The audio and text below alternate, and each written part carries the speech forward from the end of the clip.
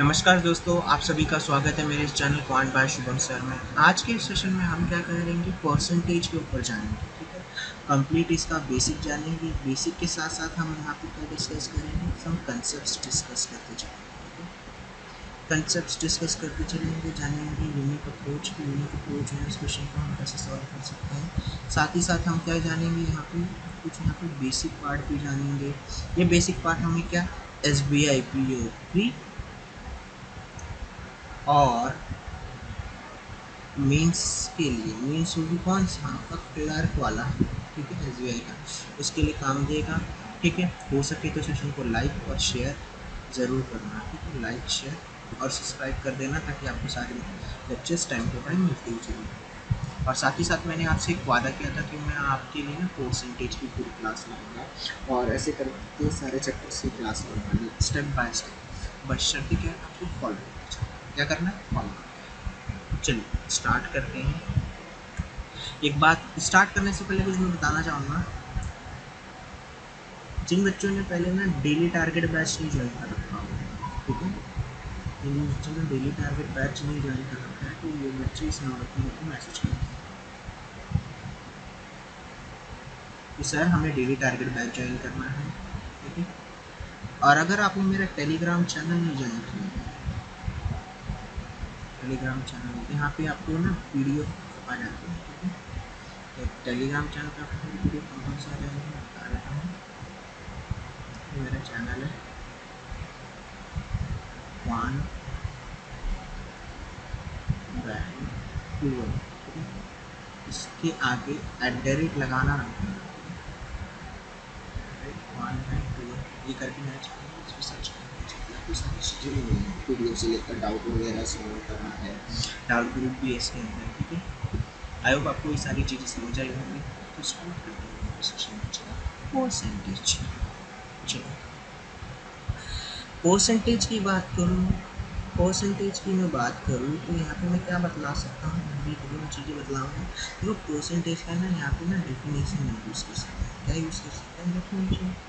तो अगर देखा जाए परसेंटेज का डेफिनेशन, एक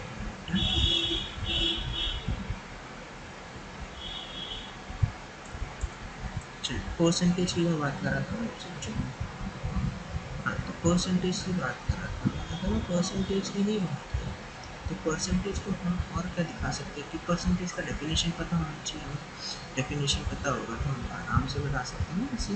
तो परसेंटेज का अगर हम डेफिनेशन देखें तो परसेंटेज का डेफिनेशन क्या होता है, it is a fraction which denominator, it is a fraction विच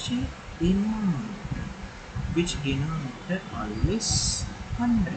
अच्छा, डिनोमिनेटर अगर मतलब देखा जाए, जैसे मैंने कहा है कि ये डेफिनेशन बन गया, it is a fraction which denominator always 100। Like कैसे, जैसे मैंने बोला x% मतलब x/100, जो ऊपर वाला पार्ट होता है वो न्यूमरेटर यानी अंश होता है, और नीचे वाला पार्ट होता है वो क्या होता है, डिनोमिनेटर यानी हर, हिंदी में डिनोमिनेटर। ठीक है, तो ऐसा फ्रैक्शन जिसका हर यानी डिनोमिनेटर हमेशा क्या हो, 100 हो। क्या हो, 100, तो उसे हम क्या कहेंगे, परसेंटेज कहेंगे यानी प्रतिशत।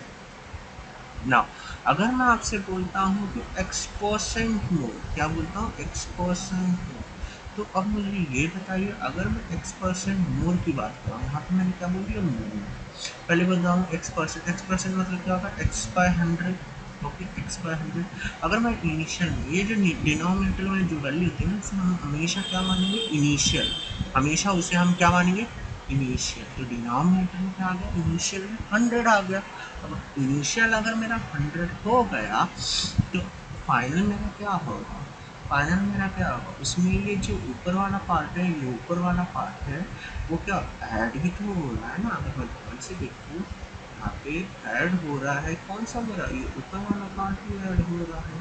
तो अगर मैं यहाँ से देखूँ, हाँ, यहाँ से अगर मैं देखूँ एक तरफ से, ये मेरा क्या इनिशियल का काम कर रहा है, क्या काम कर रहा है, इनिशियल का। तो मुझे खुद बताइए, ये जो अगर इनिशियल का काम कर रहा है तो ये प्लस बन रहा है, यानी ऐड होने का काम कर रहा है। मोर बोला है तो क्या बोलोगे, प्लस। मोर बोला है तो प्लस। इनिशियल में अगर मेरे पास 100 रुपये थे तो मेरे पास फाइनल में कितने हो गए, 100 + x, कितने, मुझे x क्या हुआ, मोर ऐड हुआ ना। तो मैं कह सकता अगर मेरे पास पहले 100 थे तो अब कितने हैं 100 प्लस एक्स, मतलब मैं इसे कह सकता हूँ 100 प्लस x% अब मेरे पास है। सिमिलरली x% लेस की बात करूँगा, जैसे मैं बोलता हूँ x% लेस x बाय 100, तो पहले मेरे पास 100 थे तो यहाँ पे x अब क्या हो रहा है, सब्ट्रैक्ट होने का काम कर रहा है, यानी x को यहाँ से क्या करना पड़ेगा, सब्ट्रैक्ट होगा तो क्या मिलेगा 100 माइनस एक्स। तो इसको मैं परसेंटेज में लिख सकता हूँ 100 माइनस एक्स बाय 100, या फिर ऐसे लिख दो 100 माइनस एक्स ऑफ परसेंट, ऐसे लिख सकते हो ना। एक ऐसे आप लिख सकते हो। आई होप आपको ये सारी चीज़ें क्लियर होंगी। हाँ चलिए नेक्स्ट पार्ट, ठीक है। ये बहुत अच्छा पार्ट है, इसको आपको समझना है। जैसे लेट सपोज मैंने आपको बोल दिया कि सैलरी ऑफ राम इज़ 20%, क्या बोला मैंने, salary of Ram is 20% more than Shyam. तो मुझे राम को मैंने कंपेयर किससे किया, श्याम से, क्योंकि राम की जो भी सैलरी थी वो श्याम की सैलरी से मैंने कंपेयर किया। तो मैं राम बाय श्याम का रेशो निकाल सकता हूँ। राम बाय श्याम का अगर मुझे रेशो निकालना है तो मैं क्या कर सकता हूँ ज़्यादा से ज़्यादा, यहाँ पे अगर मैं ध्यान से देखूँ, इनिशियल में राम को कंपेयर किया श्याम से, तो इनिशियल अगर मैं श्याम की सैलरी को 100 माने तो कोई फ़र्क नहीं पड़ेगा, जो राम की सैलरी होगी वो 20% ज़्यादा होनी चाहिए, यानी इन 100 का 20% कितना होता है 20। अगर 20 आ गया तो 20 ऐड कर दो तो कितना हो जाएगा 120। अगर यहाँ पे मैं इनका रेशियो लूँ तो रेशियो का कितना है 6:5, यानी 6:5 आ जाता है।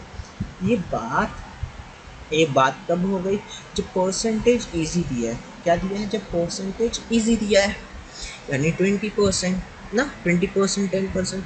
यहाँ पे तो सभी बच्चे आराम से कर लेते हैं, सर ये तो 20% था तो हमने बड़े आराम से कर लिया। लाइक इसको परसेंटेज से कैसे करोगे, अगर 20% निकालना है तो 20% को क्या आना चाहिए, फ्रैक्शन कन्वर्जन। तो 20% को क्या लिखोगे 20/100, बट के कितना देगा 1/5 देता है, जो कि ये क्या होती है मेरी कंपेयर वैल्यू होती है। तो इसको मैं कल के लिए शाम मान लेता हूँ।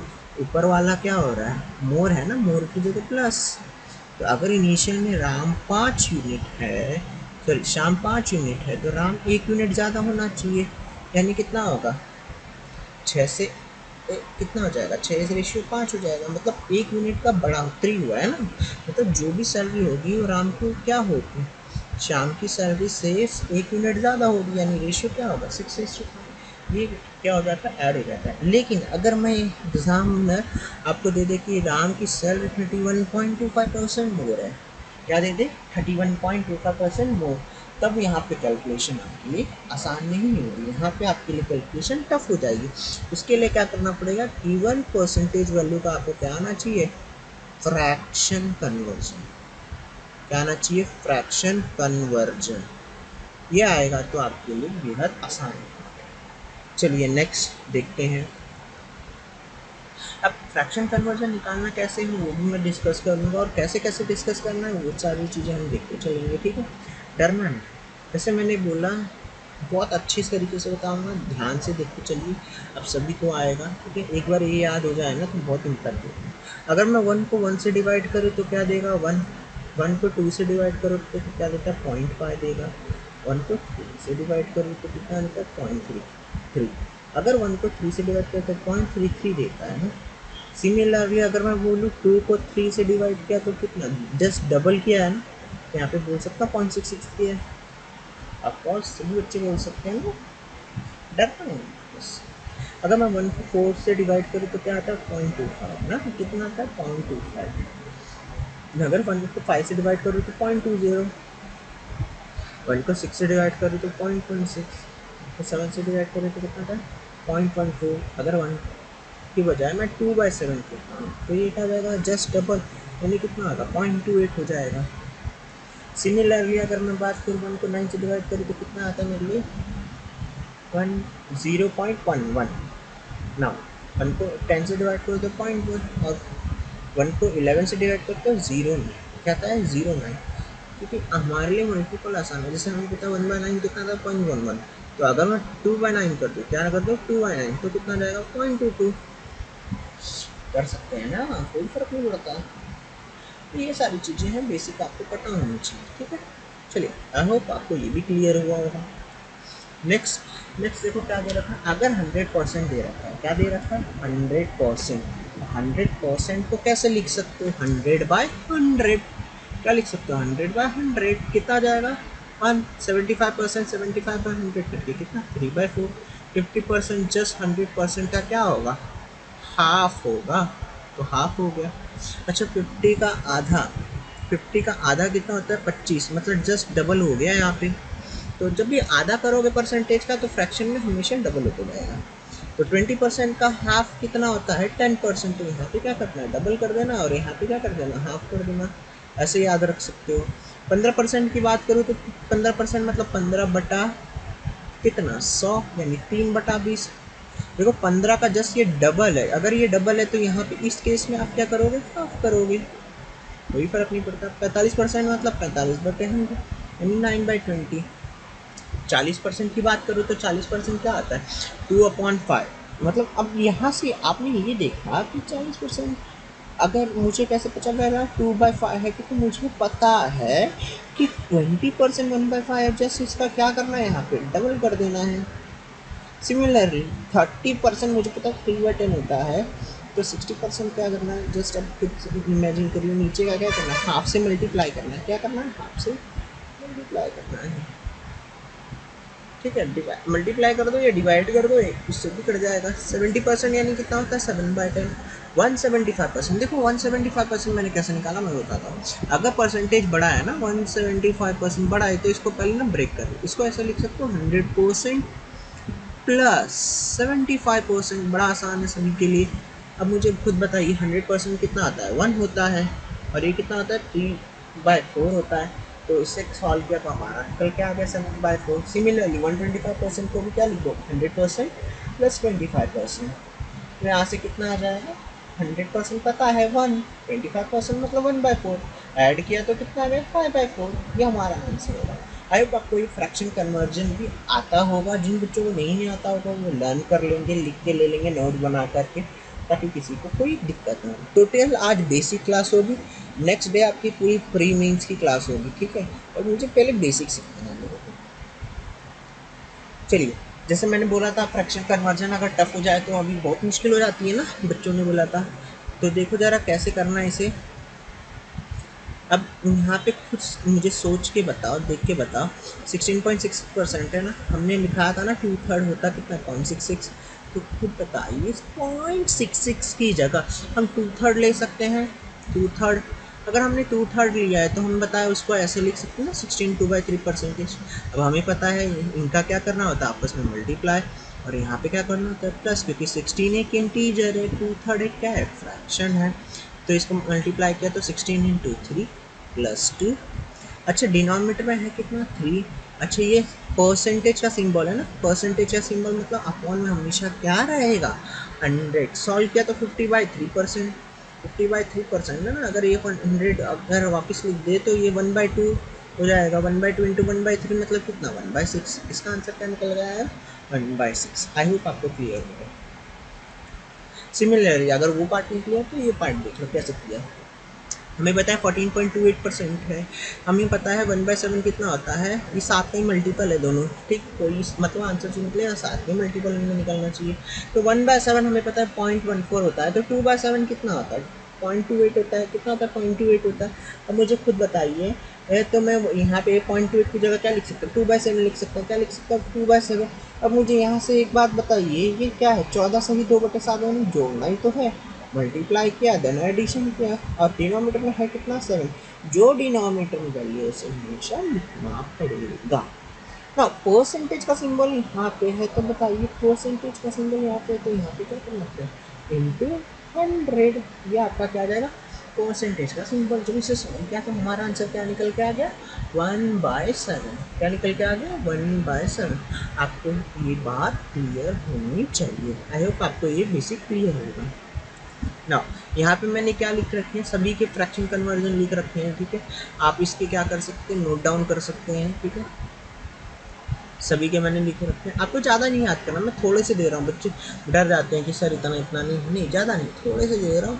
उसके बाद आप अपना दिमाग लगा के यूज़ करके कर सकते हैं, ठीक है। मिनिमम परसेंटेज फ्रैक्शन कन्वर्जेंस है जो आपको आनी चाहिए। जैसे मैंने बोला 12.5%, क्योंकि एग्जामिनर आपको 1/2% हर बार कोई थोड़ी देगा, वो तो डेसिमल में भी दे सकता है ना, उसका काम है डेसिमल में देना, वो डेसिमल में देगा। तो 12.5% मतलब 12 1/2%, 0.5 मतलब होता ही आता है। तो हमें पता है ये कितना आ जाएगा 1/8। अभी हमने देखा था कि 1 को 9 से डिवाइड किया तो 1.11 आया था, तो 0.1 की जगह 1/9 ले लिया, सॉल्व किया 1/9। देखो ये 11.11 और 9.09 ये एक दूसरे के वाइस वर्सा है। मतलब अगर इसमें 9 आया, 11.11 दिखा यानी डिनोमिनेटर में 9, 9.09 दिखा यानी 11, मतलब इसका क्या है, ये वाइस वर्सा है, ठीक है, ऐसा समझ के चलिए। अच्छा हमने पता किया था 1/3 होता है 0.33, तो 8.33 की जगह क्या लिख सकते हो, 1/3 लिख सकते हो। ऐसे सॉल्व करो तो 1/12 होता है। अब यहाँ पे क्या है, इसका 7.69% होता है, तो उसको इतना लिखने की जरूरत नहीं है। डायरेक्टली आप कैलकुलेशन करो 7/9/13%, तो ये डायरेक्टली कैलकुलेट करो 1/13 होता है। सिमिलर यहाँ पे कितना 7/1% है। अब मुझे खुद बताइए, इसको भी आप डायरेक्टली सॉल्व कर सकते हो, तो यहाँ से कितना आ जाएगा 1/14 आ जाएगा। अब हमें पता है, देखो ये 6.66% और ये 16.66%, पिछला वाला जो मैंने बताया था वो दोनों अलग अलग है, ठीक है। ये 0.66 का मतलब हमने 2/3 बताया था, इसको सॉल्व किया तो कितना आता है 1/15। सिमिलरली 6.25% बताया है, तो 6.25% बहुत ही इंपॉर्टेंट है, आपको ये याद रखनी है वैल्यू। साथ ही साथ 6.25% को क्या लिख सकते हो 1/4, क्योंकि हमें पता है 1 को अगर 4 से डिवाइड किया तो कितना देता है हमें 0.25। अगर 0.25 मिल रहा है तो वैल्यू पुट कर दो यहाँ पे और सॉल्व किया तो आंसर हमारा कितना मिलता है 1/60। आई होप आपको ये वैल्यूज क्लियर होंगी और आपको यहाँ पे कोई डाउट नहीं होना चाहिए। चलिए अब चलते हमारे यहाँ पे कुछ क्वेश्चंस। मैंने कुछ क्वेश्चंस लिए हैं और मैंने क्वेश्चंस खुद लिखा है, ठीक है। और कोशिश मेरी ये है कि सभी बच्चे इसे सॉल्व करेंगे, बट शर्तें क्या है ना, मैं पहले बताऊंगा, ठीक है। मैं पहले ना आप सभी को बताऊंगा फिर मैं आपको करवाऊंगा, ठीक है। ऐसे नहीं कि मतलब मैं आपको दे दूँ, ठीक है। और दूसरी बात ये भी है कि यहाँ पे ना आपको ना अप्रोच में बताते चलूँगा, ठीक है। ये ऑप्शन में कल के लिए कट कर देता हूँ, ठीक है। ऑप्शन इसमें गलत है। देखो दो तरीके हैं, दो तरीके बताऊंगा, ठीक है। एक बेसिक तरीका और एक तरीका क्या होता है स्मार्ट तरीका, ठीक है। एक होता है बेसिक और एक होता है अपना स्मार्ट तरीका जो हम पेपर में करते हैं। याद रखिएगा वनडे जो कंपटीशन के एग्ज़ाम होते हैं बैंक के, एसएससी के, रेलवे के, आपको उसमें मैथ्स नहीं चेक किया जाता कि आप कितना अच्छा मैथ्स कर सकते हो। आपको ये देखा जाता है कि आप कितनी जल्दी मैथ्स के क्वेश्चन को सॉल्व कर सकते हो। तो इसमें अपनी स्पीड बढ़ानी है। लेट्स से बेसिक से बताता हूँ। पहले क्या बोला, व्हेन 40% ऑफ सर्टेन नंबर। अच्छा सर्टेन नंबर की बात किया, लेट्स से सर्टेन नंबर नहीं पता तो क्या बोला, एक्स बोला है, ठीक है, ओके।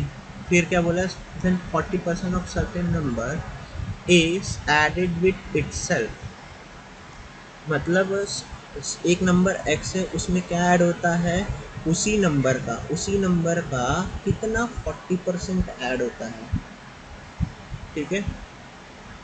उसी नंबर का क्या ऐड होता है 40% ऐड होता है, तो रिजल्ट कितना बनता है उसका 42। मतलब ऐड करने के बाद उसका जो रिजल्ट बनता है वो कितना हो जाता है 42 बन जाता है। तो सर इसे सॉल्व करें तो कितना है x प्लस ये कितना आता है 2/5 ऑफ x बराबर 42।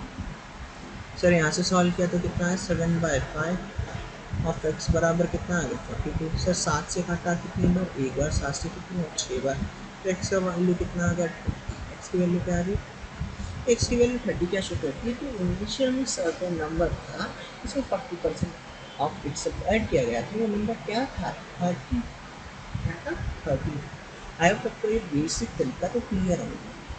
आई होप आपको ये सारी बेसिक तरीके क्लियर होंगे, यहाँ तक तो कोई डाउट नहीं। अब देखो स्मार्ट तरीका जो मैंने बोला था, स्मार्ट तरीका हमें जानना है ना आपको। चलिए अब देखिए जरा 40% की बात कर रहा है, किसकी बात कर रहा है 40%। तो 40% को ना फ्रैक्शन कन्वर्ट कर लिया करो। मैंने बताया था क्वेश्चन में अगर फ्रैक्शन कन्वर्ट करोगे तो आपके लिए कैलकुलेशन ईजी हो जाती है। तो फ्रैक्शन कन्वर्ट किया तो कितना आ गया 2/5। ये जो हमारी वैल्यू होती है हमारी क्या होती है इनिशियल होती है, क्या होती है इनिशियल। और ये हमारा क्या होता है ऐड के सब्ट्रैक्ट वैल्यू दिया रहता है, ठीक है। लेट्स से मैंने मान लिया इनिशियल में मेरे पास 5 रुपये थे, ठीक है। अब ये 2 रुपये ऐड हो रहा है तो अब कितना हो जाएगा 7 हो जाएगा। कितना हो जाएगा 7, क्योंकि मेरे पास पहले 5 थे अब 2 ऐड हुआ है ना। मतलब अगर इनिशियल में मैंने सर्टेन नंबर को 5 माना तो उस नंबर में इसका कितना 40% ही ऐड हो रहा था ना। कितना ऐड हो रहा था 40% ही तो ऐड हो रहा है। अगर ध्यान से देखूँ तो अगर मैं 5 का 40% ही निकाल लूँ, कितना निकाल लूँ 5 का 40% ही निकाल लूँ तो मैं आराम से बता सकता हूँ 5 का 40% 2 होता है, 2 ऐड हो गया तो कितना होगा 7। ऐसे भी कर सकते हो। तो अब पता चला 2 ऐड हो रहा है तो 7 हो रहा है, लेकिन 7 की वैल्यू उन्होंने कितनी दे रखी है 42 दे रखी है। तो एक की वैल्यू कितनी देगी भाई 6 आ जाएगी। एक की वैल्यू कितनी आ गई 6। भाई इनिशियल में आपको सर्टेन नंबर पूछा, सर्टेन नंबर माना कितना था आपने 5। 5 की वैल्यू निकालो तो कितनी होगी 30। 5 की वैल्यू निकालो तो 30। आंसर क्या निकला है 30। आई होप आपको ये मैथमेटिकल बेसिक क्लियर हुआ होगा, यहाँ पर कोई डाउट नहीं बचेगा, ठीक है। बहुत आसान तरीका था, बेसिक और शॉर्ट से बताया, ठीक है। चलिए ये वाला क्वेश्चन देखिए, बड़ा बेहद शानदार क्वेश्चन है, बहुत अच्छा है, मतलब सोचने पे मजबूर कर देगा आपको ये क्वेश्चन और बहुत ही अच्छी तरीके से बनाया है, ठीक है। क्या कहा है देखते हैं। If the first number is increase by 14.28%, मतलब फर्स्ट नंबर इंक्रीज नहीं, सॉरी आपको बोला first number is 14.8% more than third number. मतलब पहली संख्या का कंपैरिजन यानी तुलना किससे किया गया थर्ड नंबर से किया गया है। अब देखते हैं, यहाँ पे लिखता हूँ मैं, जैसे मैंने यहाँ पे लिख दिया, ठीक है। यहाँ पे मैंने आपके लिए लिखा कि यहाँ पे मेरी क्या है फर्स्ट नंबर का कंपैरिजन हमने किया किससे थर्ड नंबर से, और उसमें बोला है कि 14.28% क्या बोला है मोर। इसका फ्रैक्शन कन्वर्जन अभी हमने बताया था कितना होता है 1/6। अगर इनिशियल में बताओ फर्स्ट को कंपेयर किससे किया थर्ड से, फर्स्ट को कंपेयर किया किससे थर्ड से। अगर इनिशियल में थर्ड के पास 7 रुपये थे तो अब कितना होगा फर्स्ट के पास 1 रुपये ज़्यादा है, अब कितने होने चाहिए 8 होने चाहिए। कितने होने चाहिए 8 होने चाहिए। मतलब इनिशियल अगर 7 थे, अगर ये इनिशियल हो गया तो 7 थे पहले, अब कितना 1 ऐड हो गया ना तो कितना हो गया 8 हो जाएगा, ठीक है। और क्या बोला है जो सेकंड नंबर है वो 16.66% मोर देन किससे थर्ड नंबर से। मतलब जो हमारा सेकंड नंबर है वो क्या है 16.66% मोर है। 16.66% मोर मतलब 1/6 इसका फ्रैक्शन कन्वर्जन होता है। अच्छा मोर भी किससे भैया, वो मोर भी किससे थर्ड नंबर से। अगर इनिशियल में जो मैंने बताया तो जो कंपेयर वैल्यू तो हमेशा डिनोमिनेटर में होती है, यानी इनिशियल में अगर मेरे पास 6 है तो जो सेकंड नंबर होगा वो कितना ज़्यादा होगा 1 ज़्यादा यानी 7 होगा। मतलब यहाँ से क्या समझ आया कि जो सेकंड नंबर होगा वो 1 यूनिट ज़्यादा हो गया, यानी 6 से कितना आ जाएगा 7 आ जाएगा। ये क्या है एक रेशियो कंसेप्ट है। क्या है रेशियो का कंसेप्ट। हालांकि बच्चों आप जब रेशियो पढ़ोगे तो वहाँ पे ये चीज़ें सीखोगे कि ये रेशियो के क्वेश्चन करते कैसे सॉल्व। अभी मैं एक तरीका बता देता हूँ वो जान लो। अब आपको पता है यहाँ से पता है ये खाली जगह प्लेस पे जो व्यक्ति उसका पड़ोसी होगा ना, पड़ोसी से फिल कर दो। खाली जगह यहाँ पे ये है, खाली जगह का पड़ोसी कौन है 6, तो यहाँ पे फिल कर दो।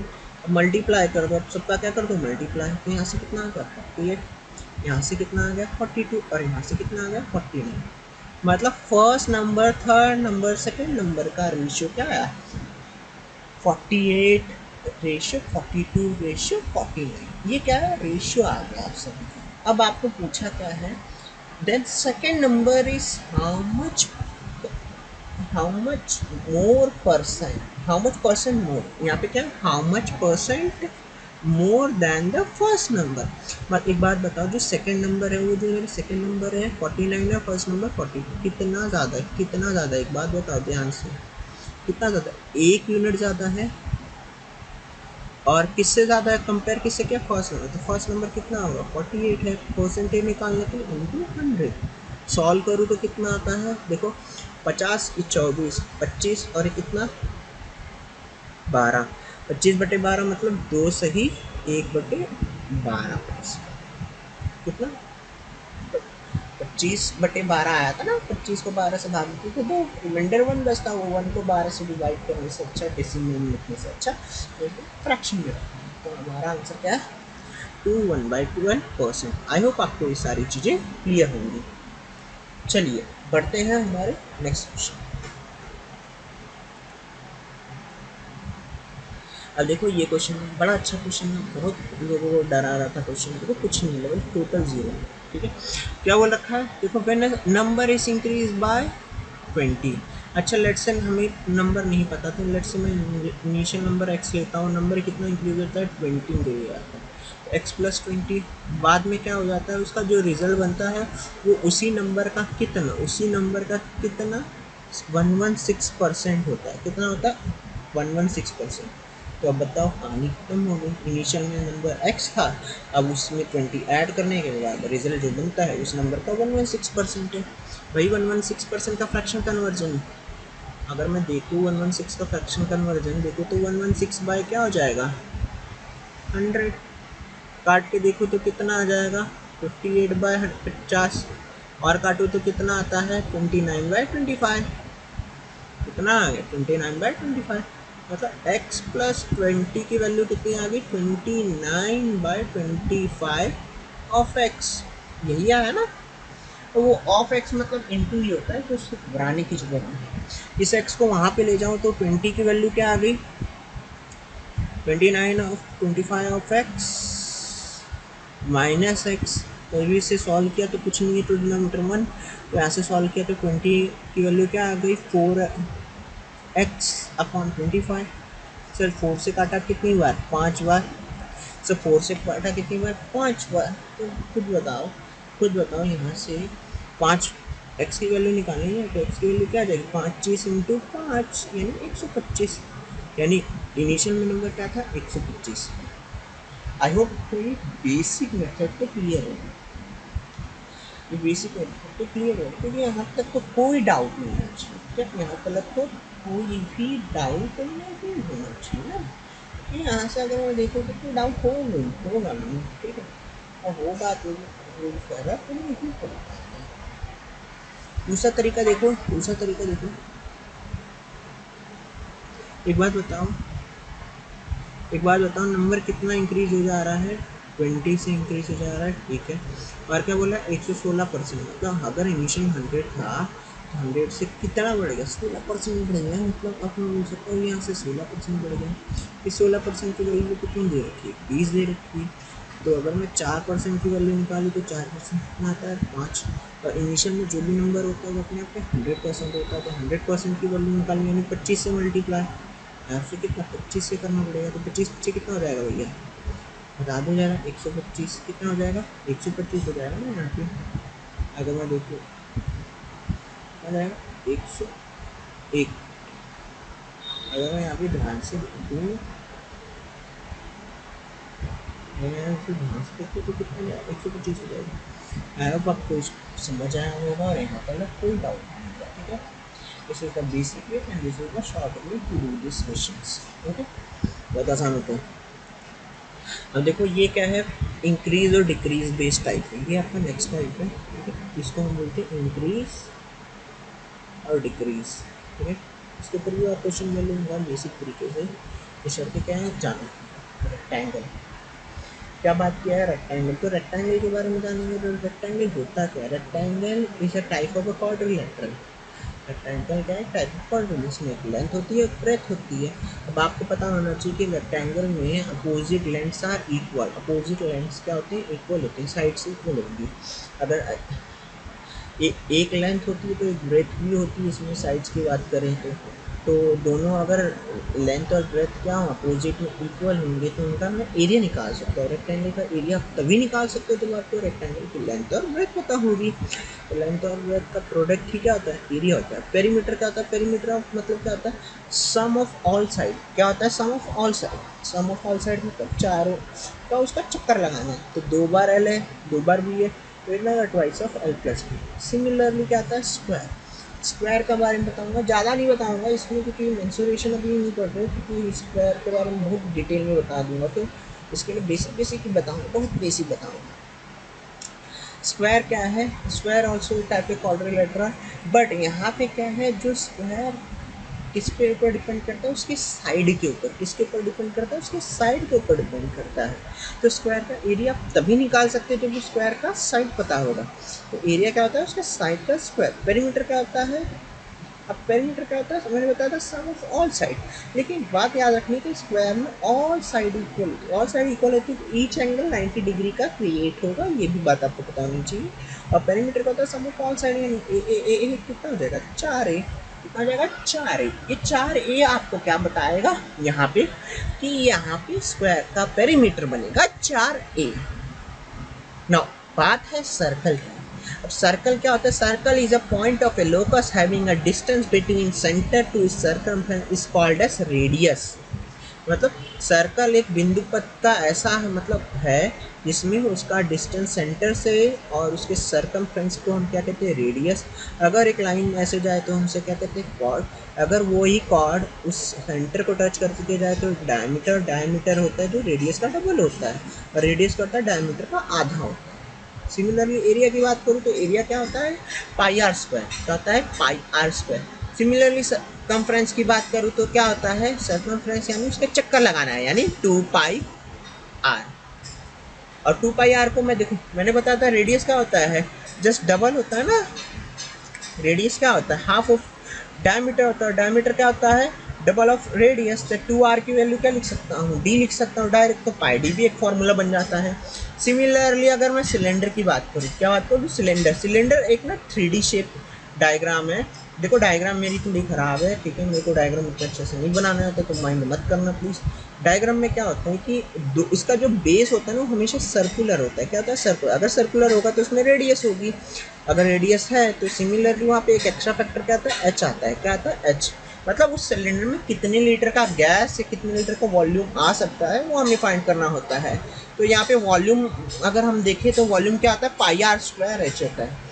क्या होता है, पाई आर स्क्वायर एच होता है, ठीक है। आपको ये चीज़ें समझ आई होंगी, ठीक है ना। इसके ऊपर कुछ क्वेश्चन नहीं है, करते हैं इसे, कैसे करना है वो चीज़ें मैं बताते चलूँ, ठीक है। देखो डरना नहीं है, ठीक है, आराम से चीज़ें आपको बनेंगी, ठीक है, करना आराम से बस, ठीक है। देखो क्या बोला, इधर length of rectangle increase by कितना, 37.5%। अब मुझे एक बात बताओ, 12.5% कितना होता है मेरे बच्चों, 1/8 है ना। तो 37.5 125 का 3 गुना होता है। कितना होता है, 3 गुना। ये कितना हो जाएगा, 3/8। कितने गुना था ये, 3 गुना, 3 गुना। जो लेंथ है, जो लेंथ है वो इनिशियल में अगर मैं इसको मान लूँ 8 थी, 8 से 3 क्या हो गई, बढ़ गई। क्या हो गई, 3 बढ़ गई। तो 8 से 3 बढ़ना मतलब अगर मैं दिखाऊँ 8 था, 8 से 3 बढ़ गया, मतलब कितना हो गया, 11 हो गया। अगर सिमिलरली ब्रेथ की बात करूँ तो ब्रेथ के केस में क्या हुआ, 20% डिक्रीज, 20% डिक्रीज, 20% मतलब कितना आता है, 1/5। कितना होता है, 1/5। तो अगर इनिशियल में 5 था तो एक डिक्रीज होके कितना आ गया, 4 हो गया। क्या हो गया, 4 हो गया। अब यहाँ से मुझे पता चला लेंथ और ब्रेथ पता चल गई। मुझे क्या निकाला, परसेंटेज इन एरिया में। एरिया तो आप तभी निकाल पाओगे जब आपको ओल्ड लेंथ और ब्रेथ पता होगी, और न्यू लेंथ और न्यू ब्रेथ पता होगी, तभी तो बता पाओगे ना। तो यहाँ से और एरिया पता कैसे भी चलेगा, जब आपको लेंथ और ब्रेथ का प्रोडक्ट पता चलेगा। तो मैंने देखा यहाँ से प्रोडक्ट करके, तो यहाँ से कितना आता है, 40 आता है, और यहाँ से कितना आता है, 44 आता है, ठीक है। मतलब यहाँ से पता चला कि, यहाँ से पता चला अगर ध्यान से देखो, 10 से 11 का रेशियो होता है। कितना आता है, 10 से 11 का रेशियो। मतलब पहले रेक्टेंगल का ओल्ड एरिया 10 था, तो अब कितना है, 11। मतलब कितना इंक्रीज हुआ, एक पे इंक्रीज हुआ, एक पे इंक्रीज हुआ, एक इंक्रीज हुआ किस पे, 10 पे, इनिशियल पे। 100 से निकालने के लिए मल्टीप्लाई, यानी कितना होगा, 10%। क्या हो गया, 10%। ये 10% क्या शो करता है, आपका रेक्टेंगल का percentage change area. I hope आपको ये क्लियर होगा, यहाँ तक कोई दिक्कत नहीं होगी ना। यहाँ पे क्या दे रखा है आपको, side of square is increase by 30%। क्या हो रखा है, जो साइड है यानी ए, उसकी वैल्यू कितनी दे रखी है, 30% इंक्रीज हुआ। तो बच्चों 30% की वैल्यू अगर मैं देखूँ तो कितना आता है, 3/10 होता है। मतलब इनिशियल में अगर 10 था तो अब कितना हो गया, 13 हो गया। तो एक बात बता, 30% से इंक्रीज हो रहा है यानी स्क्वायर का एरिया निकालना है। हमें क्या है, साइड का रेशियो दे रखा है ओल्ड से न्यू का। तो खुद बताओ, मुझे एरिया निकालना है तो एरिया क्या होता है, साइड का स्क्वायर, यानी इसका स्क्वायर करना पड़ेगा। यानी 100 मुझे क्या करना पड़ेगा, इसका स्क्वायर करना पड़ेगा, यहाँ पे करना पड़ेगा। तो यहाँ से देखो तो कितना आता है, 169, 13 का स्क्वायर। तो देखो कितने का इंक्रीमेंट है, 69 का। तो किसने पे, 100 पे, परसेंटेज निकालने का 100 पे। तो यहाँ से देखा तो कितना एरिया में चेंज आएगा, 69% का चेंज आएगा। 69% का क्या आएगा, चेंज आएगा एरिया में। ठीक है, चलो नेक्स्ट देखते हैं। नेक्स्ट क्या बोला है, रेडियस ऑफ सर्कल। अच्छा रेडियस, रेडियस सर्कल यानी इनिशियल में 5 था तो अब कितना हो गया, 6 हो गया। देखो और कोई पाई का फैक्टर लगाओगे तो पाई पाई, अगर मैं पाई की लगा दूँ तो पाई भी ऐसे हो जाएगा। ठीक है, प्रोडक्ट है ना पाई आर। देखो एरिया निकालना है तो रेडियस का स्क्वायर करना पड़ेगा, एरिया निकालना है तो रेडियस का स्क्वायर करना पड़ेगा। तो यहाँ से मैं रेशियो निकाल सकता हूँ। देखो पाई से पाई कट जाएगा, यानी 25 से रेशियो कितना आ गया, 36 आ गया। 25 से रेशियो कितना आ गया, 36 आ गया। अब मुझे खुद बता दो, अब मुझे यहाँ से खुद बता दो, यहाँ से इंक्रीमेंट है कितने की, 11 की इंक्रीमेंट है ना, 25 को परसेंटेज निकालने के लिए 100 पे, यानी कितने की इंक्रीमेंट हुई, 44%। यानी एरिया ऑफ सर्कल कितने का चेंज आएगा, 44% का चेंजेस आ जाएगा। ठीक है, आई होप आपको सारी चीज़ें क्लियर है। नेक्स्ट क्या बोला है, देखो बड़ा अच्छा क्वेश्चन है। रेडियस कितना इंक्रीज हो गया है अभी, 20%। 20% में निकाल 5 से कितना हो गया, 6 हो गया। अब हाइट का डिक्रीज हो रहा है। अगर इनिशियल में हाइट 10 थी तो 10 से क्या हो गई, डिक्रीज हो गई। 10 से क्या हो गई, डिक्रीज हो गई। 10 से क्या हो गई, डिक्रीज हो गई। यानी यहाँ पे अगर मैं देखूँ प्रोडक्ट में होगा, यहाँ भी प्रोडक्ट में होगा।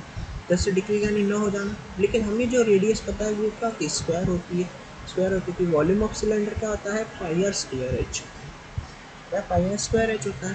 तो यहाँ से खेल ही खत्म, क्योंकि पाई पाई तो अपने आप पड़ जाना है। तो देखा यहाँ से कितना, 25 और 36 यानी कितना, 250 और 36 नवा। और यहाँ पे मैं क्या कर सकता हूँ, 36 नवा कर सकता हूँ ना। 36 नवा अगर मैं ध्यान से देखूँ तो टेबल तो आना पड़ेगा। ठीक है, टेबल नहीं याद होगा ना तो फिर मुश्किल जरूर पड़ेगी। ठीक है, टेबल आपको आना बेहद जरूरी है। तो 36 नवा कितना हो गया, 144। कितना हो गया, 144।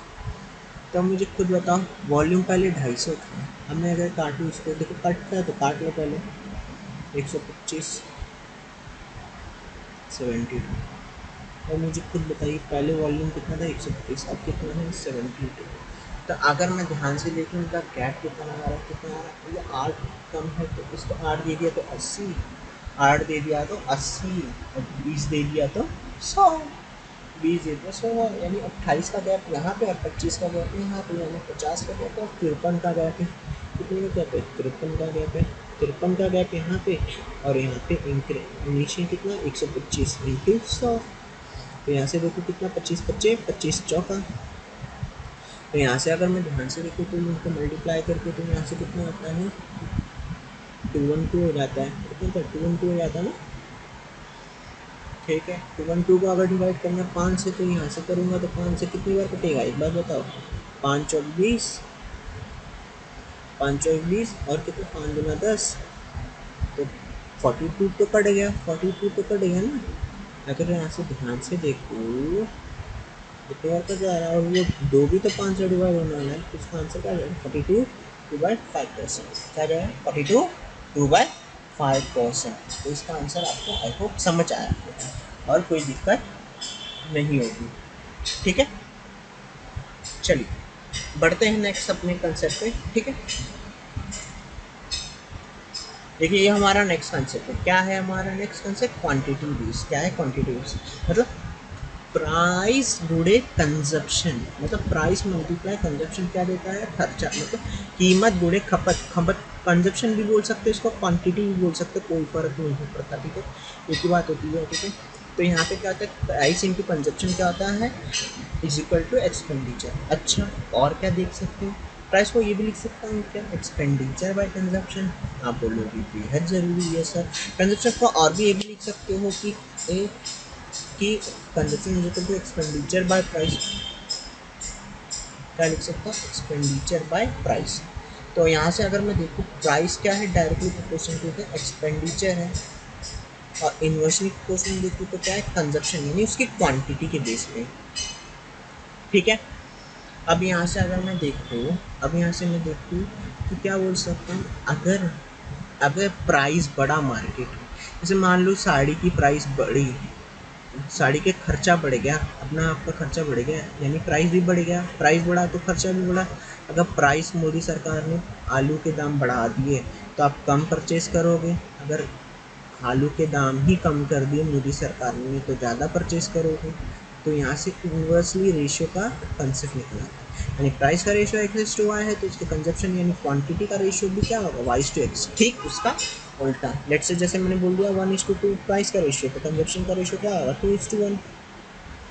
क्या होगा, 2:1। तो आपको सारी चीज़ें क्लियर होगी। चलिए अब देखते हैं इस पे मैंने क्या लिए हैं, क्वेश्चंस लिए हैं। अब देखो क्वेश्चन बेहद आसानी से करवाएंगे, देखो डरना है। यहाँ पे क्या बोला, price of sugar increase by कितना, 31.25%। एक बात बताइए, हमें सबसे पहला काम है 31.25% का फ्रैक्शन कन्वर्ट निकालना। देखो मैंने बताया था 1/4 कितना होता है, 0.25 होता है ना, तो इसको लिख सकता है 31/4%। तब आप बोलोगे सर इसको सॉल्व करोगे तो कितना आएगा, 5/16। कितना आएगा, 5/16। सभी को सॉल्व करना आना चाहिए, मुझे तो याद है इसको नहीं, बाकी तो आपको सॉल्व करना आना चाहिए, क्योंकि 31 चौका 124 और 25 होता है, 125/4 इंटू 100, तो 5 बटा कितना हो जाएगा, 3 चल जाएगा, तो यहाँ से 5 बटे 16 लग जाएगा। तो अगर मैं बोलूँ, अगर मैं सिर्फ प्राइस की बात करूँ इनिशियल में, तो प्राइस इनिशियल में कितना था, 16 था, अब कितना हो गया, 5 बढ़ गया, कितना 5 बढ़ गया, तो अब कितना हो गया, 21 हो गया। कितना हो गया, 21। अगर प्राइस का रेशियो 16 से 21 है तो बताइए कंजप्शन का रेशियो, ठीक उसका उल्टा होगा, क्या होगा, ठीक उसका उल्टा होगा। अब पूछा क्या है, द कंजप्शन का कितना परसेंट चेंज होना चाहिए, कंजप्शन कितना परसेंट चेंज होना चाहिए, और क्या बोला है, जो भी एक्सपेंडिचर है उसको क्या रखना है, कॉन्स्टेंट। मतलब अगर मेरे पास पहले 100 रुपये खर्चा हो रहा था तो अभी भी क्या होना चाहिए, 100 रुपये ही खर्चे होने चाहिए, ये बोल रहे हैं। तो एक बात बताओ, अगर मैं यहाँ से एक्सपेंडिचर निकालूँ, क्या निकालो, एक्सपेंडिचर, तो इनका प्रोडक्ट ही मेरे को मिलेगा, ना एक्सपेंडिचर। तो यहाँ से मुझे पता चल गया कि एक्सपेंडिचर तो कॉन्स्टेंट रह रहा है। अब मुझे क्या बोला है, कितने परसेंट का चेंज आ रहा है, कितने परसेंट का चेंज आ रहा है वो देखना है। भाई यहाँ से कितने का चेंज आ रहा है, पहले 21 kg खरीदते थे, अब 5 kg खरीद रहे, 16 kg खरीदे, मतलब कितने कम kg खरीदे, 5 kg कम खरीद रहे, कितने पे, 21 पे परसेंटेज निकालने के लिए इंटू 100, यानी कितना आ गया, 500/21%। इसका आंसर क्या होगा, 500/21%, इसका आंसर। आई होप आपको ये सारी चीज़ें क्लियर होगी। ये 16 और 21 का मल्टीप्लाई एक ही होगा, 21 और 16 करो या 16 21 एक ही खर्चा आएगा, ठीक। तो ये क्लियर होनी चाहिए कंसेप्ट। अब इसको एग्जाम में 20% देता है, 10% देता है, वो इजी देगा, उसके ऊपर है, कभी कभार टफ दे देगा, इसलिए मैंने वैल्यू थोड़ी सी टफ ली ना। ये बहुत ही फेमस क्वेश्चन है, और इस क्वेश्चन को बेहद आसानी से हम कर सकते हैं, ज़्यादा डरना नहीं है, ठीक है, घबराना नहीं है, आराम से करेंगे, सारी चीज़ें अच्छे से। तो यहाँ पे क्या बात कर रहा है ये देखना है, प्राइस ऑफ शुगर इंक्रीज कितना था, 20%। 20% मतलब अगर मैं बात करूँ इनिशियल में 5 है तो अब कितना होगा, 6। तो अगर प्राइस का रेशियो 5 से 6 तो कंजप्शन का रेशियो ठीक उसका उल्टा, यानी 6 से 5 हो जाएगा। मतलब अगर पहले कीमत साड़ी की 5 रुपये थी तो अब कितनी हो गई, 6 हो गई। कंजप्शन ठीक क्या होगा, उसका उल्टा होगा, क्या होगा, उसका उल्टा। रेशियो तो ठीक हमेशा उल्टा होगा। अब मुझे एक बताओ, पहले आप 6 kg खरीदते थे, मैं ऐसे बोलता 6 kg ना बोल के यूनिट बोलता, क्या बोलता हूँ, यूनिट। पहले आप 6 यूनिट परचेज करते थे, 5 यूनिट परचेज कर रहे थे, कितना कम परचेज कर रहे हो, 1 यूनिट कम परचेज कर। 1 यूनिट की वैल्यू कितनी दे रखी है, 5 kg दे रखी है, कितनी दे रखी है, 5 kg। तो 6 यूनिट की वैल्यू कितनी आ जाएगी, 30 kg, यानी पहले परचेज किया कितना करते थे, 30 kg। अब कितना परचेस कर रहे हो, 5 kg, 5 यूनिट यानी 25 kg। अब बताओ पहले आप 30 kg, अब 25 kg, यानी 5 का तो डिफरेंस आ ही रहा है। यहाँ तो अलग हमने जो किया मतलब सेम किया है और सही किया है। मुझे पता है खर्चा मेरा सेम है, खर्चा पहले भी 600 था, अभी भी 600 है, यहाँ से कोई फर्क नहीं पड़ता। मुझे क्या पूछा, ओरिजिनल प्राइस, क्या पूछा ओरिजिनल प्राइस, और क्या पूछा इंक्रीज प्राइस, क्या पूछा इंक्रीज प्राइस। देखो करने का तरीका बहुत आसान है। पहले खर्चा 600 था, अभी भी खर्चा 600 है, प्राइस का फॉर्मूला लगा रहा हूँ, एक्सपेंडिचर बाय कंजम्पशन। पहले मैं 30 kg खरीदता था, अब 25 kg परचेज करता हूँ। तो पहले मुझे कितने का मिलता था, 20 रुपये का मिलता था, और अब कितने का मिलेगा, 24 रुपये का मिलेगा। कितने रुपये का मिलेगा, 24 रुपये का। आई होप आपको ये क्लियर होगा, ठीक है। आई होप आपको ये क्लियर होगा, यहाँ पर कोई डाउट नहीं होना चाहिए, ठीक है। बेहद आसान क्वेश्चन था, डरने की कोई ज़रूरत नहीं। देखो ये एकदम शानदार क्वेश्चन है, ये ना इस तरह के जो क्वेश्चन होते हैं बहुत आपको मतलब सोचने को मजबूर कर देते, क्या कर देते हैं, सोचने को मजबूर कर देते। तो इस तरह के जो क्वेश्चन आपको दिख रहे हैं ना, ये क्वेश्चन आराम से आप कर सकते हो, और ये कई जगह मुझे ना वायरल क्वेश्चन में से मिला था, ठीक है, वायरल क्वेश्चन में से मिला था, तो मैं वहाँ से मैंने उसको ना उठा लिया। तो देखो करना कैसे है, बहुत आसान तरीके से होता है, डरना भी नहीं है, बहुत ज़्यादा आराम से होता है। 2-3 तरीके हैं इसको करने के क्वेश्चन के, और इस क्वेश्चन को बड़े आसानी से कर सकते हैं।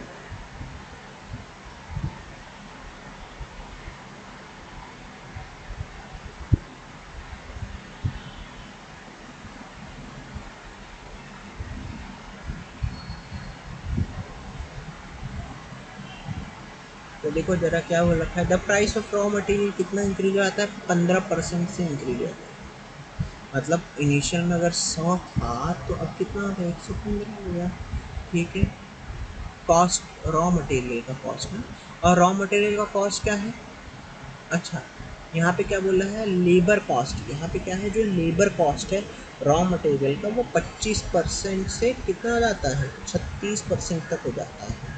मतलब 25% से 30% है। मतलब यहाँ पे जो लाइन दे रखी है कि labour cost also increase from 25% से 30%, मतलब पहले 25% लगता था, अब कितना हो गया 30%। तो इस 115 का 30% अगर मैं ध्यान से देखूँ तो कितना आता है, 34.5। 34.5 ये क्या है, लेबर कॉस्ट। ये क्या आ गया, लेबर कॉस्ट। अगर मैं नेट कॉस्ट निकालूँ, यहाँ से क्या निकालूँ, नेट कॉस्ट। तो नेट कॉस्ट अगर मुझे पता है, नेट यानी टोटल, पहले 115 था, अब कितना लगता है 34.5, ये बढ़ गया है। तो नया कॉस्ट कितना है, 149.5, कितना है 149.5। लेकिन एक बात बताओ, पहले तो मुझे 115 ही था ना, पहले तो मुझे लेबर इनिशियल जो रॉ कॉस्ट था वो तो 100 था, और पहले कितना इंक्रीज होता है, 25% यानी कितना, 125।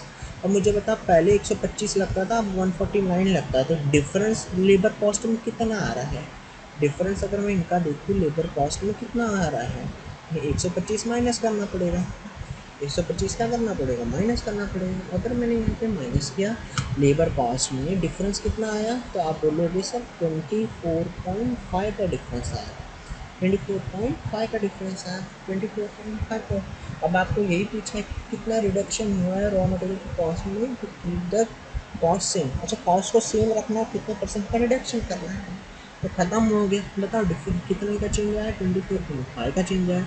रिडक्शन सेम रखनी है तो इसके लिए क्या करना पड़ेगा, इस वैल्यू पे रखना पड़ेगा, इंटू कितना करना पड़ेगा, 100, कितना 100%, कितना इतना चलेगा। तो अप्रॉक्सीमेटली अगर ध्यान से देखो, पॉइंट से पॉइंट कैंसिल हो जाएगा ना, पॉइंट से पॉइंट कैंसिल हो जाएगा। ध्यान से देखो तो अप्रॉक्सीमेटली मेरा कितना, अगर मैं इसको ध्यान से देखूँ तो लगभग मेरा 17% का अप्रॉक्स है, इसके अप्रॉक्स 17% का अप्रॉक्स है। तो आई होप आपको ये सारी चीज़ें क्लियर होगी, कोई डाउट होगा तो आपसे पूछ सकते हैं, ठीक है। इसका आंसर बेहद आसान था, कुछ करना नहीं है। नेक्स्ट क्वेश्चन देखो, ये भी बड़ा अच्छा क्वेश्चन है, लोगों को ये भी पूछा जाता है, तो ये भी सर क्वेश्चन को आप कैसे कर सकते हो। एक बात बताओ, इनकम में से अगर मैं अपनी सेविंग माइनस करूँ तो क्या मिलता है? एक्सपेंडिचर मिलता है। अगर मैं अपने इनकम में से एक्सपेंडिचर माइनस करूँ, इनकम में से क्या एक्सपेंडिचर माइनस करूँ तो मुझे क्या मिलेगा? सेविंग मिलेगा। एक कंसेप्ट है, इनिशियल में 100 मान लिया, अपनी इनकम का कितना खर्च करता हूँ? 75, तो बचाता कितना हूँ? 25। 100 मेरे पास इनकम मानी मैंने वो 75% खर्च करता हूँ, तो 75 रुपये खर्च किए, यूनिट खर्च किए। अब यहाँ पे क्या बोलता है, सेविंग मेरी पहले 25 रुपये की, ठीक है। अब मेरी बोलती है इनकम बढ़ जाती है 20% से, इनकम बढ़ गई 20% से, 100 से कितना हो गया? 120। यहाँ से इनकम क्या हो गई? 20% बढ़ गई। 100 का 20% कितना आता है? 20 रुपये बढ़ जाना, 120 हो गई। अब यहाँ पे बोला है जो, यहाँ पे क्या बोला है? एक्सपेंडिचर। पहले मेरा अगर मेरी इनकम बढ़ी तो मेरा खर्चा भी बढ़ गया भैया। कितना बढ़ गया? 10%।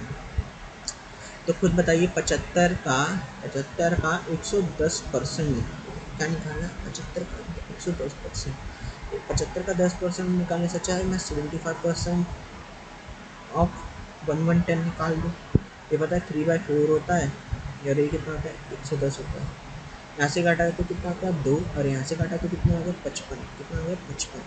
नहीं, यहाँ से देखिए तो कितना आता है? 165/2। 165/2 मतलब कितना हो जाता है भाई? 82.5। कितना? 82.5 का हो जाता है, ठीक है। मतलब पहले पहले अगर मैं देखा, पहले मेरा एक्सपेंडिचर 75 का कितना है? 82.5, यानी 10% ही बढ़ना ना। नहीं तो इतना इतना कैलकुलेशन आपको टफ लग रहा है ना, इतना कैलकुलेशन टफ लग रहा है ना। एक और तरीका, शानदार तरीका बताता हूँ, बहुत आसान से कर लोगे। डरना नहीं, स्पेंडर में डरना नहीं। 75% का सीधा 10% कितना होता है? 7.5 ना। 75% का सीधा ऐड करो, कितना ऐड करो? सीधा ऐड करो। यहाँ से अगर जब मैंने ऐड किया तो यहाँ से अगर मैं ऐड करूँ 75%, हाँ जी, हाँ, मैं क्या बोल रहा था आपको? मैं यहाँ पे बताता हूँ। हाँ, मैं ये बोल रहा था आपको, आपने क्या किया है, यहाँ पे 75 रुपये थे, 75 का कितना? 110% निकालना है। तो आप सीधा ये कर लो, 110% निकाल लो, या तो 75 का पहले 10% निकालो। कितना निकालो? 10%, ठीक है। अच्छा ठीक है, 75 का 10% निकाला, फिर उसके बाद क्या कर सकते हो, मैंने बता देते हो। 75 का 10% निकाला तो 7.5, और ऐड कर दिया तो 82.5 आ गया। अब क्या करना है? पहले इनकम 100 थी, तो आप इनकम कितनी? 120, 130 में से माइनस कितना करना है? 82.5। 82.5 माइनस किया तो यहाँ से सेविंग कितनी निकल के आ गई? 37.5। कितनी निकल के आ गई? 37.5 यूनिट की निकल के आ गई। अब मुझे खुद बताइए, पहले मेरी सेविंग कितनी थी? 25। अब मेरी सेविंग कितनी हो रही है? अब मेरी जो सेविंग हो रही है 37.5 हो रही है। मतलब पहले मैं 25 करता था, अब मैं कितना 37.5 कर रहा हूँ। तो मुझे खुद बताइए मैं कितना एक्स्ट्रा सेविंग कर पा रहा हूँ। तो आप बोलोगे सर आपने एक्स्ट्रा सेविंग की है 12.5। किस पे? इनिशियल पे 25 पे। तो परसेंटेज निकालने के लिए क्या करना पड़ेगा? 100 से मल्टीप्लाई, 100 से क्या करना पड़ेगा? मल्टीप्लाई। तो 25 से कितनी बार? 4 बार। कितनी बार? 4 बार। 25 से कितनी बार? 4 बार टूटा। तो 4 बार जब मल्टीप्लाई किया तो यहाँ से मैंने देखा कितने परसेंट का चेंज आया। 125 का डबल होता है 200, 250, 250 का डबल 50, 500, तो 500 यानी 50%। आई होप आपको ये सारी चीज़ें क्लियर होंगी, बड़ी आसान सा। ये इतना कैलकुलेशन है ना, मैंने बेसिक वाले बच्चों लोग को बताया, ठीक है। ऐसा निकालो, नहीं तो डायरेक्ट निकालो। 75 का कितना है? 10%। 75 का क्या निकालो? 10% निकाल लो। 7.5 ऐड कर दो 75 में, 82.5 ऐसा आ जाता है। तो तरीका वही है, जितना क्लियर निकाल सकते हो निकालने का, नजरिया अलग होता है, ठीक है। चलिए, आज की क्लास का ये लास्ट क्वेश्चन, बाकी का हम क्वेश्चन नेक्स्ट क्लास में करेंगे। तो शर्त क्या है, यहाँ पे थोड़ा सा ना पढ़ते चलें, ठीक है। बहुत आसान क्वेश्चन है, बहुत जल्दी करेंगे। आराम से करेंगे, ठीक है। यहाँ पे ये इन्होंने एक चीज़ यहाँ पे थोड़ी सी प्रिंटिंग मिस्टेक हो गई, यहाँ पे बोला फाइंड, यहाँ पे एक लाइन में कट कर देता हूँ, यहाँ पे लिख देता हूँ find number of male and female. मैं यहाँ पे लिखना भूल गया, ठीक है, जो मेल एंड फीमेल पॉपुलेशन, ठीक है। तो अब देखो इसमें ना मैं एलिगेशन लगा के बताऊँगा, ठीक है। एक बात बताओ, पहले मेरे पास पॉपुलेशन कितनी थी 5000, अब कितनी हो गई 5600 हो गया, मतलब कितने का इंक्रीमेंट आया, तब आप बोलोगे 600 का इंक्रीमेंट आया। मतलब अगर मैं देखूँ यहाँ से ओवरऑल कितने परसेंट का इंक्रीमेंट हुआ, तब आप क्या करोगे 600/5 हो गया, यानी करोगे तो कितना हुआ 12%, कितने का 12%। मतलब मैं बोलूँ कि पूरी जनसंख्या में अगर 600 लोग बड़े हैं 5000 से, तो उसको परसेंटेज में बोलूँ तो कितने परसेंटेज बड़े, 12% बने, ठीक है। अगर मैं मेल और यहाँ पे क्या लेता हूँ फीमेल, मेल कितने परसेंट बड़े हैं टोटल जनसंख्या का 10%, फीमेल कितनी बड़ी है भैया टोटल जनसंख्या का, अगर मैं यहाँ से देखूँ तो कितना 15% भी है। और ओवरऑल जनसंख्या यानी एलिगेशन का तो दो अलग अलग क्वांटिटीज़ को मिलाना, यानी एवरेज का काम करना। तो मैं देखूँ यहाँ से एलिगेशन लगा सकता, क्या लगा सकता है एलिगेशन, एलिगेशन में पढ़ाऊँगा तो मैं एलिगेशन सिखाऊंगा, ठीक है। अभी तो मैं बता दे रहा हूँ इसको एलिगेशन से, ठीक है, आराम से आते से। तो 15 में से 2 गए, कितने हो गए 3। और यहाँ से एलिगेशन क्या, बड़े में से छोटा छोटे में से बड़ा, माइनस नहीं करना है हमेशा, बड़े में से छोटा। 12 बड़ा है 10 से तो माइनस करोगे तो कितना आएगा 2, 15 बड़ा है 12 से तो यहाँ पे 3, तो रेशियो कितना है 3 और 2। मतलब यहाँ पे अगर आपने परसेंटेज पे एलिगेशन लगाया तो यहाँ पे केमिकल क्या आ गया, पॉपुलेशन जो यूनिट में निकल के आ गई। मतलब मेल कितने हैं 3 और फीमेल कितनी है 2, रेशियो में निकल के आ गए। तो टोटल जनसंख्या कितनी होती है 5, 5 की वैल्यू कितनी दे रखी है 5000 दे रखी है। 3 की अगर मेल पूछा है तो 3 की वैल्यू कितनी हो जाएगी 3000 हो जाएगी, फीमेल पूछा है तो 2 की वैल्यू कितनी हो जाएगी 2000 हो जाएगी। इस तरह से आप इसे सॉल्व कर सकते। आई होप आपको ये सेशन समझ आया होगा, अगर नहीं समझ आया होगा तो एक बार वीडियो को रिवाइंड करके फिर लिखिएगा। PDF में इसका टेलीग्राम चैनल में अपलोड कर दूँगा, डिस्क्रिप्शन में लिंक डाल दूँगा। शर्तें क्या है आपको बैठ के पढ़ना है। Wish you all the best everyone. बाकी की आपकी नेक्स्ट क्लास डेली आपको मिलती रहेगी।